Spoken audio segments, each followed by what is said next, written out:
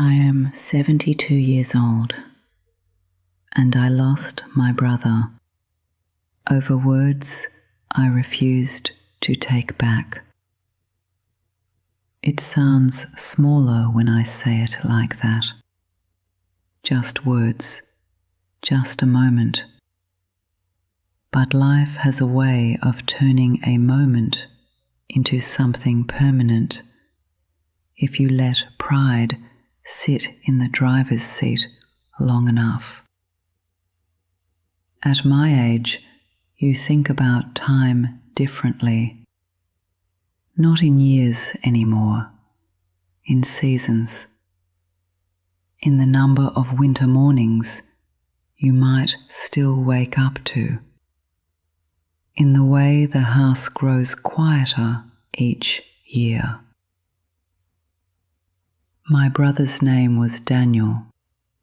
He was 3 years younger than me, but for most of our lives he felt older. Not in age, but in patience. I live alone now in a small house that is probably too big for one person. In the evenings, when the sun slides down behind the trees, I sit in the same armchair and think about the people who used to fill the rooms of my life. Daniel is the one I think about the most. Not because we were inseparable. We weren't. That's part of the truth people don't like to say out loud about family. Even when you love each other, life pulls you in different directions. But he was always there in the background of my life.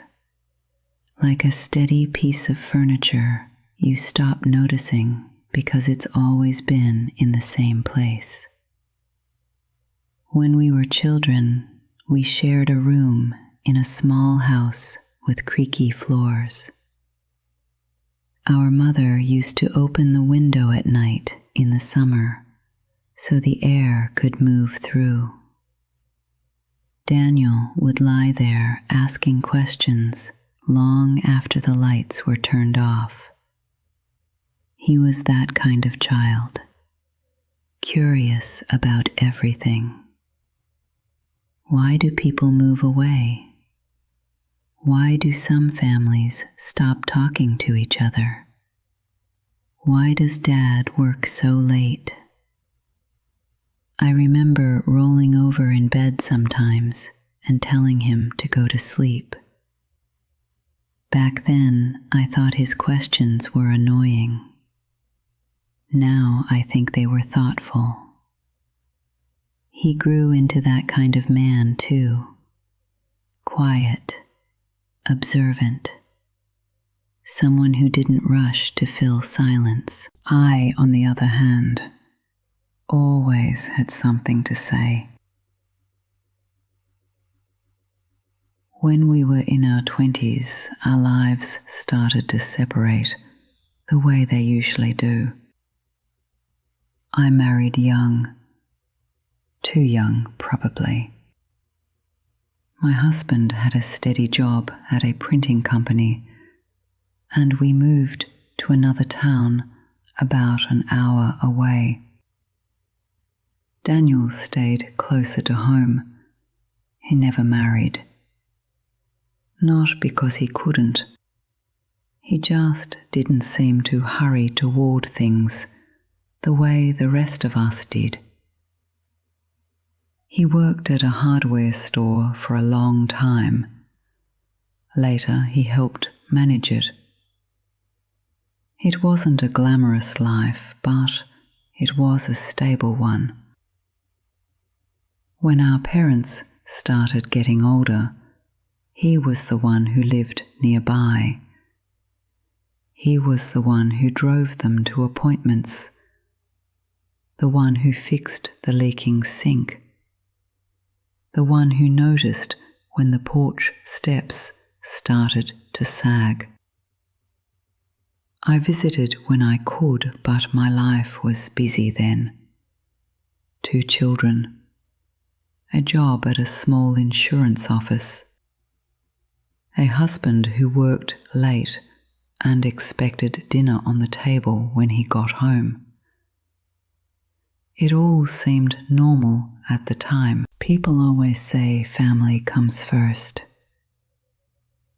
But life has a quiet way of rearranging that order without asking permission.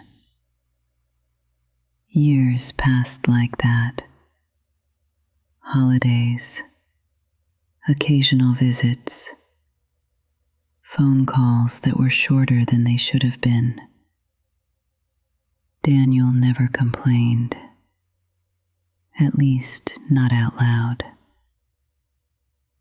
Our father died first, a heart attack one cold morning in February. Daniel called me before the sun was fully up. I remember sitting on the edge of my bed, holding the phone while he explained what had happened. His voice was steady, but slower than usual. After the funeral, I went back to my life. Daniel stayed behind with our mother. That's the part I didn't think much about then. When our mother began forgetting things, it was Daniel who noticed first. When she needed help bathing and cooking, it was Daniel who adjusted his work hours. When she wandered outside once in the middle of the night, he was the one who found her standing barefoot on the sidewalk. He never told those stories in a way that asked for praise. He mentioned them the way people mention the weather. Just something that happened. At the time, I told myself that living farther away made it difficult for me to help.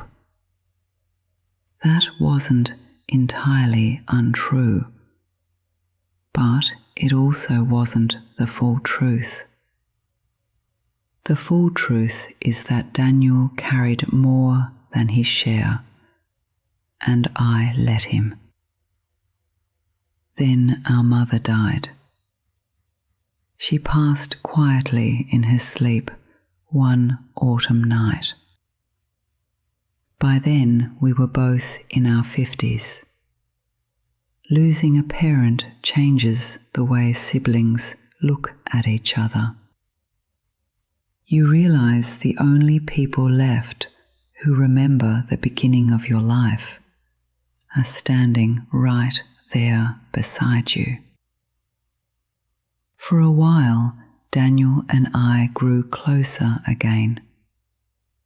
We had dinners together sometimes, talked about childhood memories. There were even moments when it felt like we had stepped back into something simpler. But closeness between adults can be fragile.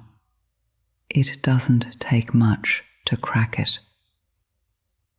The argument started over the house, our parents' house. It wasn't a large place, just the same small home we grew up in. But it had value, enough that selling it would make a difference. Daniel wanted to keep it. He said it felt wrong to sell the place where our parents had lived for 40 years. He said it still felt like home. I saw things differently. By that point, my husband had retired, and money had started to feel tighter. The idea of selling the house and dividing the money seemed practical, reasonable. At least, that's how it felt to me then. We had a few conversations about it that stayed calm. but calm conversations can still hold pressure underneath. One afternoon, we met at the house to talk again. I remember the light coming through the kitchen window, the same table where we had eaten breakfast as children. Daniel stood near the sink while I sat down. He said he wanted to buy my half so he could keep the house, but he couldn't afford what I believed it was worth. That's when the tone started to change. My voice got sharper. His got quieter. And then I said something I have repeated in my mind for years. I told him he had always been comfortable settling for less. That just because he was satisfied with a small life didn't mean the rest of us had to be. The moment the words left my mouth, the room changed. Daniel didn't yell. He didn't insult me back. He just looked at me. It was a long look, the kind where you realize you have been seen clearly, maybe more clearly than you intended. Then he said something I didn't understand at the time. He said, "You think I stayed here because I didn't want more." He paused for a moment. And maybe I stayed because someone had to. I could have stopped there. I could have apologized. But pride has a strange way of making silence feel like surrender. So I doubled down. I told him he was trying to make me feel guilty. I told him he chose his life and I chose mine. And then I said the words that closed the door. I said if he couldn't afford the house, then we would sell it and be done with it. Done with it. Those were the words. Daniel didn't argue anymore after that. He just nodded slowly. A few weeks later, the house was listed. A few months after that, it was sold to a young couple with 2 small children. Daniel didn't come to the closing. After that, something between us went quiet. We still spoke occasionally. Birthday calls. Short conversations at Christmas. But the easy familiarity we once had never came back. And I never took back what I said. Part of me believed time would smooth things out, that one day we would laugh about the argument. But time doesn't fix everything. Sometimes it just carries things farther away. Years passed. My husband died when I was 64. Heart failure. The house grew quieter after that.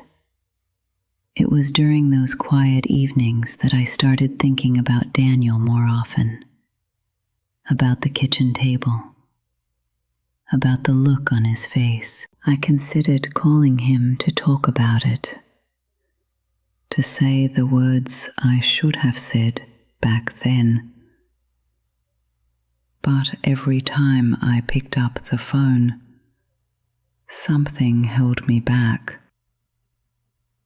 Embarrassment, maybe, or fear that too much time had passed.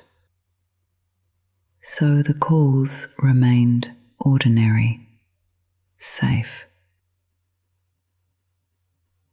Then, 3 winters ago, I got a call from a number I didn't recognize.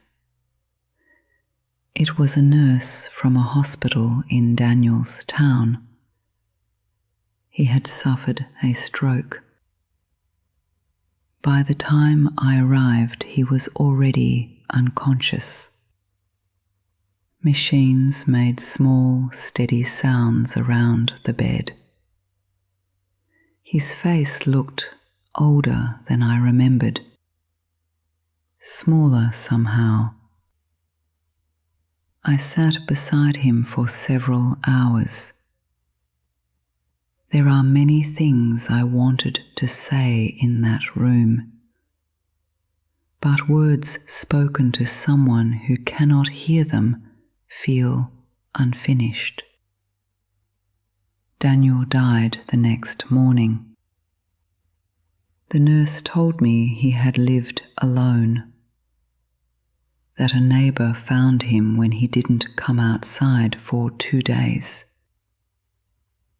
After the funeral, I walked past the street where our parents' house used to stand. The new owners had painted it. There was a swing set in the yard. Children's voices carried across the grass. Life had moved forward in that place. It always does. But the part of the story that belonged to Daniel and me was already finished. What I lost wasn't just my brother. I lost the chance to say I understood what he had carried. I lost the chance to say I was wrong. People like to believe relationships end with dramatic fights, but often they end quietly. A few stubborn words, a few postponed conversations. Then time steps in and seals things closed. If you are younger than I am, you probably believe there will always be another opportunity, another holiday, another phone call, another afternoon at a kitchen table. I believed that too, until there wasn't. I'm not telling you this to instruct you. Life rarely listens to instructions anyway. I'm just telling you what happened, what pride cost me. Some nights I still imagine that kitchen again. The sunlight on the table, Daniel standing by the sink. In that memory, I sometimes change the ending. I take a breath. I soften my voice. I say the simple thing that would have mattered. But memory isn't a place you can live in. It's only a place you visit. And I am 72 now. Time moves differently at this age. Quieter, shorter. I don't know how many more years I have left, but I know this much. My brother deserved better from me than the words I left behind, and that is something I will carry for the rest of the time I have.